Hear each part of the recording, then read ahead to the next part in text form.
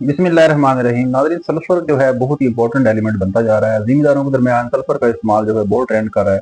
गंदम के अंदर भी सल्फर का इस्तेमाल जो है बहुत फ़ायदेमंद है। सल्फर से बहुत सारे जो है वो अमीनो एसिड जो हैं वो बनते हैं और पौधा जो है प्रोटीन बनाता है। प्रोटीन जो है पौधे का नए जो टिलर बनते हैं, नई जड़ें बनते हैं, उनके लिए बहुत ज़रूरी होता है।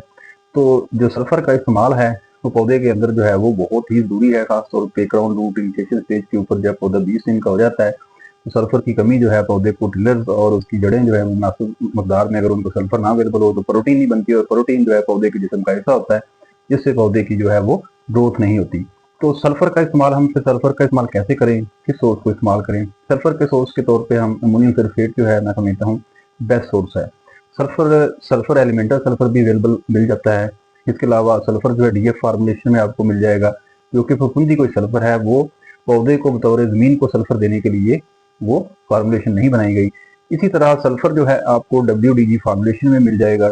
इसी तरह आपको सल्फर जो है वो WG वेटेबल ग्रेनुल फॉर्म में मिल जाएगा। तो ये 3-4 फार्मूलेशन जो है आपको सल्फर की, ये फफूंदी कोई सल्फर है सारा ही। और जो सल्फर आपको दानेदार मिलेगा वो बेंटोनाइट है, वो 90% है, बाकी सल्फर सारा 80% है। और ये सल्फर जो है 80% वाला सल्फर जो है ये फफूंदी कोश है, इसको आप स्प्रे भी कर सकते हैं।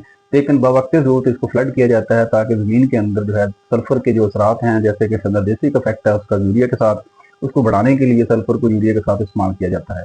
तो ये सल्फर जो है WDG फार्मूलेशन या WG फार्मूलेशन या DF फार्मूलेशन ये काफ़ी महंगी पड़ती है, काफ़ी कॉस्टली है। और ये सल्फर जो है ये पौधे को इजीली अवेलेबल हो जाती है, लेकिन मैं समझता हूँ सबसे बेस्ट सल्फर का सोर्स जो है अमोनियम सल्फेट है। पौधा जो है सल्फर सल्फेट की फॉर्म में उठाता है, तो जो सल्फर हम दे रहे होते हैं उसको फौरी तौर पे सल्फेट की फॉर्म में बदलना चाहिए या फिर कम कम सल्फेट की फॉर्म में ही उसको डायरेक्ट देना चाहिए। जैसा कि हमारे पास अमोनियम सल्फेट है, अमोनियम सल्फेट जो है वो डायरेक्ट सल्फेट फॉर्म में पौधे को, जमीन को सल्फेट देता है।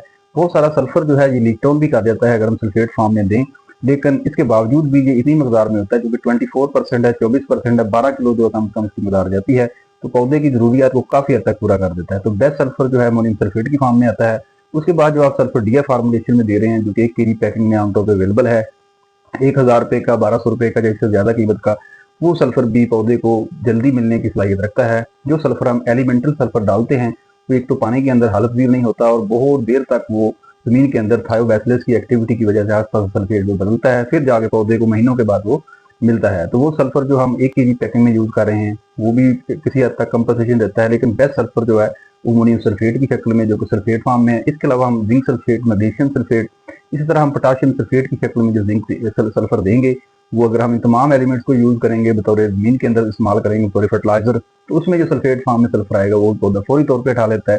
वो बेहतरीन सल्फर। अगर आपने ये सारे एलिमेंट अच्छी मकदार में डाले हैं तो आपको फिर अलहदा सल्फर देने की जरूरत बिल्कुल भी नहीं है।